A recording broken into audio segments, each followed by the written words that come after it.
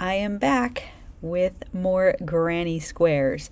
These are all of the squares that I made as I was reading in June, July, and August. So there's a few here, not as many as I was hoping, and I am obviously way behind on showing everyone these squares and reviewing the books that I read throughout the year. So today we're going to talk about my June reads, my July reads, and my August read. And then I can put them all together with all of the other squares that I've made so far this year. I've got some of the books that I read in June and July, but I also listened to audiobooks and read quite a few on my Kindle as well. So without further ado, let's talk about my June reads, my July reads, and my lone August read. And if you're interested in checking out any of these books, reading, listening to any of them, I will list all of the books that I talk about in this video down below if you're interested in reading and maybe crocheting a few mitered granny squares yourself. The first book that I read in June was The Crucible by Arthur Miller. Now this was a play that was assigned in my daughter's high school English class, and so I read it so I could help her out with the assignments. It says, based on historical people and real events, Miller's drama is a searing portrait of a community engulfed by hysteria. In the rigid theocracy of Salem, rumors that women are practicing witchcraft galvanize the town's most basic fears and suspicions. And when a young girl accuses Elizabeth Proctor of being a witch, self-righteous church leaders and townspeople insist that Elizabeth be brought to trial. The ruthlessness of the prosecutors and the eagerness of neighbor to testify against neighbor brilliantly illuminates the destructive power of socially sanctioned violence. I had never read this book myself as a high school student. It says, the Crucible is a mirror Miller uses to reflect the anti-communist hysteria inspired by Senator Joseph McCarthy's witch hunts in the United States.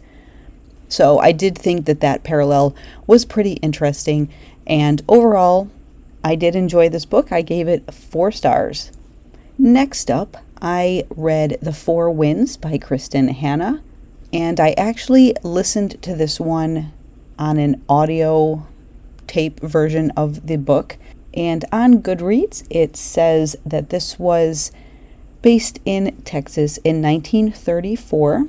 Millions are out of work and a drought has broken the Great Plains. Farmers are fighting to keep their land and their livelihoods as the crops are failing.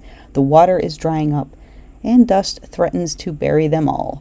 One of the darkest periods of the Great Depression, the Dust Bowl era, has arrived with a vengeance. In this uncertain and dangerous time, Elsa Martinelli, like so many of her neighbors, must make an agonizing choice.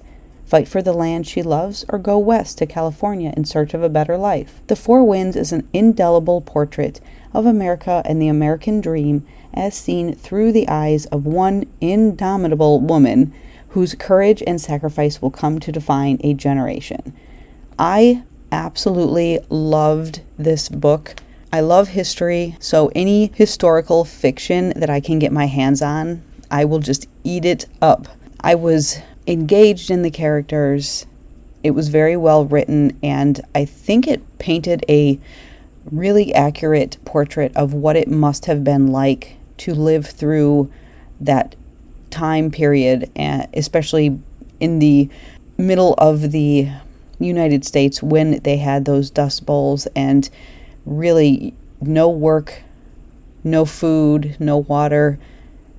Nothing could be found for those people, and their last resort was to go to California in hopes of a better life. 5 out of 5 stars for Kristin Hannah's The Four Winds. Next up, I picked up Strange Girl as a Kindle read. This one is by Christopher Pike. He was one of my all-time favorite authors when I was growing up as a teenager. Goodreads says, from #1 New York Times best-selling author Christopher Pike comes a brand new, fascinating, and seductive new novel about a girl with a mysterious ability, but one that carries an unimaginable cost. From the moment Fred met Aja, he knew she was different, and she was. Aja had a gift. But her gift came with a price. After a shocking sequence of events, Fred must look back at their relationship and piece together all of their shared moments so he can finally understand Aja's precious gift and its devastating repercussions. This one I definitely had some mixed feelings about. The writing, as always, was engaging, and it was a really quick read for me, but I guess my reading preferences have changed since I was a teenager. This one just didn't have enough in it for me. I wasn't super engaged in the characters. The writing was great. I could read it super fast, but I wasn't engaged in it. I didn't really have any strong feelings either way for any of the characters or the events that were happening. So for this one, I only gave it a 3 out of 5 stars. And finally, the last book that I read in June was Only If You're Lucky by Stacy Willingham. This one I was able to listen to the audiobook version of it, and I'm glad I did because I could get through it much faster, and I think if I had been reading this as a Kindle or even a physical copy of the book, I would still be reading it. But let's see what Goodreads says about this one. Lucy Sharp is larger than life, magnetic, addictive, bold, and dangerous, especially for Margot, who meets Lucy at the end of their freshman year at a liberal arts college in South Carolina. Margot is the shy one, the careful one, always the sidekick, and never the center of attention. But when Lucy singles her out at the end of the year, a year Margot spent studying and playing it safe, and asks her to room together, something in Margot can't say no. Something daring, or starved, or maybe even envious. And so Margot finds herself living in an off-campus house with 3 other girls. Lucy, the ringleader, Sloane, the sarcastic one, and Nicole, the nice one. The 3 of them opposites, but also deeply intertwined. It's a year that finds Margot finally coming out of the shell she's been in since the end of high school, when her best friend Eliza died 3 weeks after graduation. Margot and Lucy have become the closest of friends, but by the middle of their sophomore year, one of the fraternity boys from the house next door has been brutally murdered, and Lucy Sharp is missing without a trace. A tantalizing thriller about the nature of friendship and belonging, about loyalty, envy, and betrayal, another gripping novel from an author quickly becoming the gold standard in psychological suspense. This one just did not capture my interest at all. I thought at first it was an interesting concept. The writing was fairly decent. I just could not get into the characters. They seemed shallow to me, uncaring, mean. It was sort of a mean girl type vibe throughout the book. I just did not like this one much at all. So this one only got 1 out of 5 stars. So for the Crucible, I started with purple, went to the black and gray variegated yarn, and ended with 1 row around of the pink. For the 4 winds, I have a very pale yellow, almost beige color. For the first round, I went to a really rich brown for the middle rounds and ended with a nice yellow to tie in the square with the 4 winds. For Strange Girl, I started with a very dark blue, went to a very light blue, and ended with a dark sky blue to match the cover of Strange Girl. And finally, for Only If You're Lucky, I started with a pink color, went to a very gray blue color, and ended with a few rounds of a nice rich purple. In July, I was able to read or listen to 6 books. Most of these were books that my son was actually assigned for his college popular literature course over the summer. So the first one that I read was And Then There Were None by Agatha Christie. And I have probably read this 3 or 4 times throughout my life. I absolutely love Agatha Christie, and I have many of her paperback books in my collection on my shelf. If you have not picked up an Agatha Christie and you like mystery, murder mystery type books, These are absolutely wonderful. I highly recommend any of her murder mystery books. On Goodreads, it says 10. 10 strangers are lured to an isolated island mansion off the Devon coast by a mysterious UN Owen. 9. At dinner, a recorded message accuses each of them in turn of having a guilty secret, and by the end of the night, one of the guests is dead. 8. Stranded by a violent storm and haunted by a nursery rhyme counting down one by one, they begin to die. 7. Who among them is the killer, and will any of them survive? This is probably one of her more famous murder mystery books. I think there's been movies and other stories based off of this concept. This is a super fun read. It keeps you engaged. The characters are quirky and fun and unique. And while you don't really get invested personally in any one character, it is definitely fun to try to see which character you believe is telling the truth, which character you don't trust at all. It really brings you into the world that they're living in. So I gave this a 5 out of 5 stars. And Then There Were None by Agatha Christie. Highly recommend. Next up, we have Dracula. On Goodreads, it says, he is a creature of darkness, his face deathly pale, his eyes ablaze with the fires of hell. He has been dead for centuries, yet he may never die.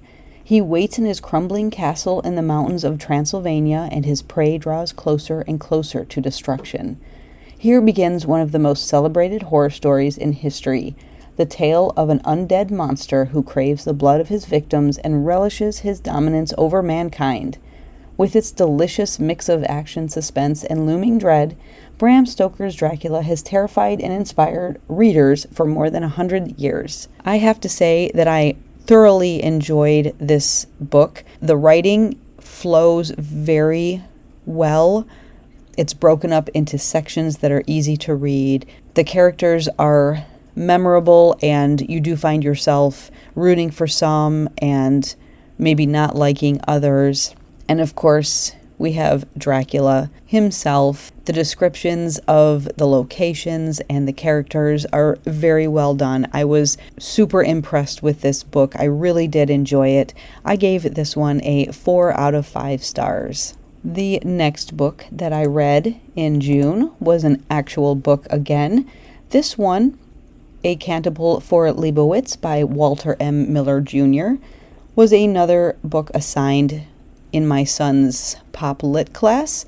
I had never heard of this book. I had no idea what to expect, to be honest. Let's see what Goodreads says.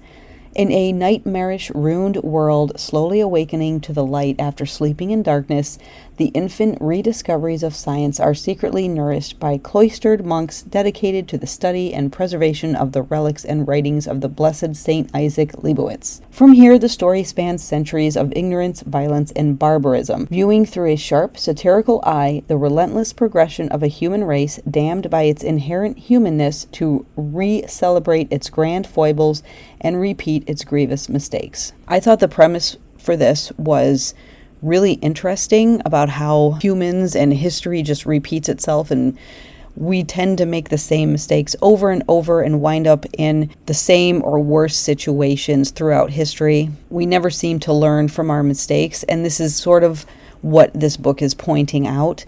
The writing was very well done.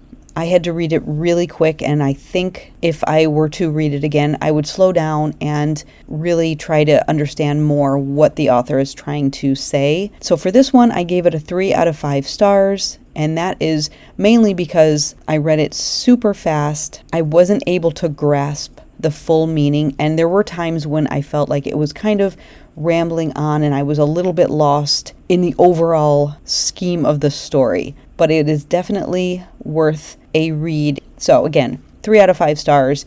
If I read it again and really focus more and have more time to get into the story and what the author is saying, that may pop up to a 4 out of 5. Next, we have Rock, Paper, Scissors by Alice Feeney. This one I listened to as an audio version. Goodreads says, Things have been wrong with Mr. and Mrs. Wright for a long time. When Adam and Amelia want a weekend away to Scotland, it might be just what their marriage needs. Self-confessed workaholic and screenwriter Adam Wright has lived with face blindness his whole life. He can't recognize friends or family or even his own wife. Every anniversary, the couple exchange traditional gifts: paper, cotton, pottery, tin, and each year Adam's wife writes him a letter that she never lets him read, until now. They both know this weekend will make or break their marriage, but they didn't randomly win this trip. One of them is lying, and someone doesn't want them to live happily ever after. 10 years of marriage, 10 years of secrets, and an anniversary they will never forget. So this one started out all right. It's your typical mystery thriller type book. The writing was fine. The characters were fine. I just wasn't into it, and I think that may have been because I was listening to it as an audiobook, and I wasn't really focused a lot of the time that I was listening to it. I was doing other things. So for this one, I only gave it a 3 out of 5 stars. But if you do like sort of a mystery thriller, then you may definitely enjoy this one. Next up, we have The City We Became by N.K. Jemisin. This one I highly recommend. I did not think that I was going to enjoy this at all because it is sort of a fantasy book, and that is not something that I would normally pick up myself. So let's see what Goodreads says. In Manhattan, a young grad student gets off the train and realizes he doesn't remember who he is, where he's from, or even his own name. But he can sense the beating heart of the city, see its history, and feel its power. In the Bronx, a Lenape gallery director discovers strange graffiti scattered throughout the city, so beautiful and powerful it's as if the paint is literally calling to her. In Brooklyn, a politician and mother finds she can hear the songs of her city, pulsing to the beat of her Louboutin heels. And they're not the only ones. So this book is really about the uniqueness of a city, and in this case it's New York City, how all of the people, the different cultures, ethnicity, races come together and live in one city and really create a life of its own in that city. It was a very unique and fun concept. I thoroughly enjoyed it despite it being fantasy, but the creativity of this book and the writing, it was a fast read. I really enjoyed it. I gave this one a 5 out of 5 stars.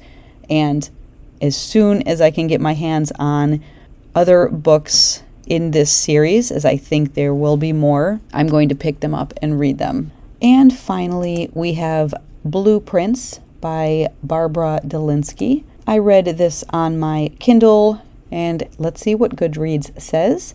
Blueprints, the new novel from best-selling author Barbara Delinsky, is the story of 2 strong women, Caroline McAfee, a skilled carpenter, and her daughter Jamie, a talented architect. The day after her 56th birthday, Carolyn is told the network wants Jamie to replace her as the host on Gut It, their family-based home construction TV show. The resulting rift couldn't come at a worse time.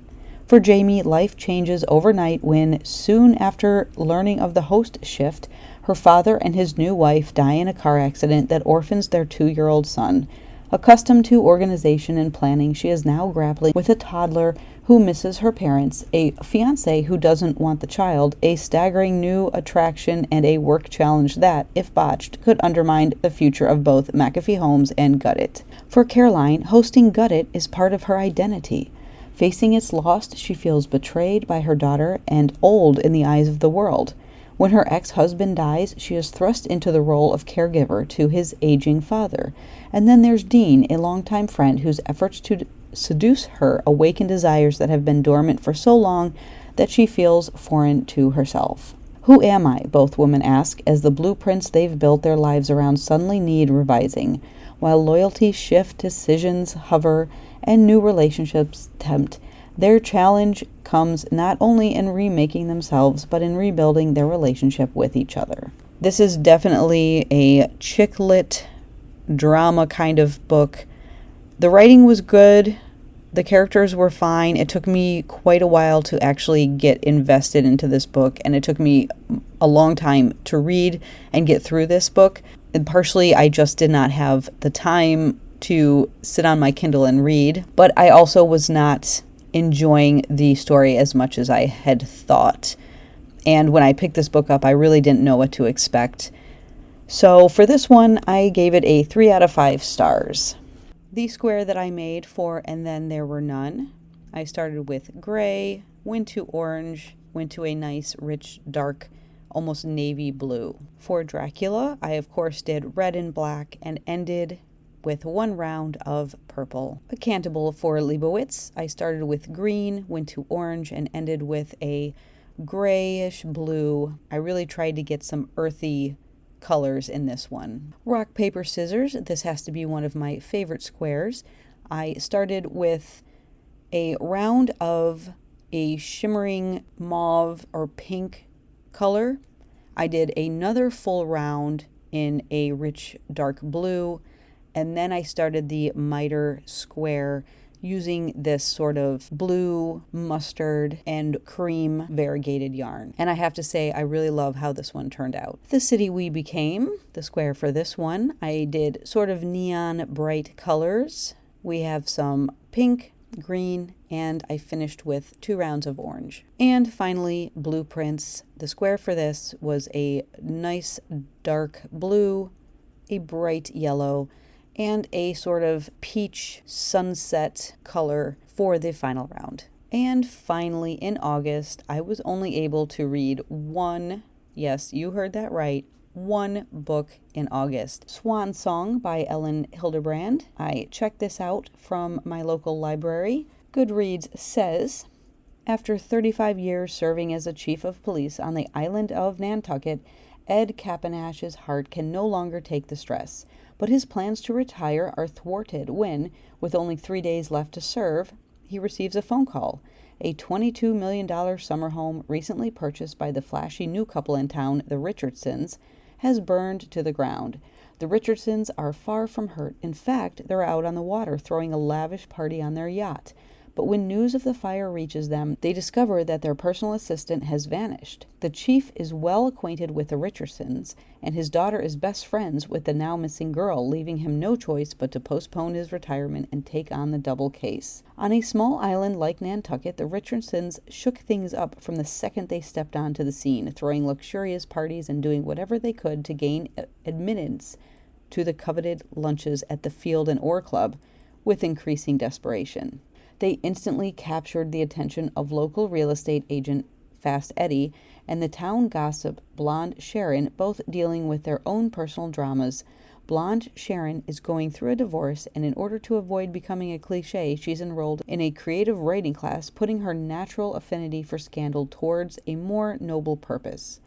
To solve the case of the fire and track down his daughter's best friend, the chief will have to string together the pieces of the lives of all of these characters and more, rallying his strength for his final act of service to the tight-knit community he knows and loves. The last of Ellen Hildebrand's best-selling Nantucket novels, Swan Song is a propulsive medley of glittering, gathering, sun-soaked drama, wisdom, and heart, featuring the return of some of her most beloved characters, including, most importantly, the beautiful and timeless island of Nantucket itself. So I think I've read most of her other novels, and I really enjoy her writing. It wasn't my favorite of her books, but I did enjoy it, and I gave this one a 4 out of 5 stars. And for the Swan Song mitered granny square, I obviously went with some blues for the water and sort of that beige, light, pale, yellowy peach color for the sand. So we've got blues for the water, and we've got some sand mixed in there as well. So that wraps up my June, July, August book and crochet video. Thanks so much for watching, and I will see you in the next video. Bye, everyone.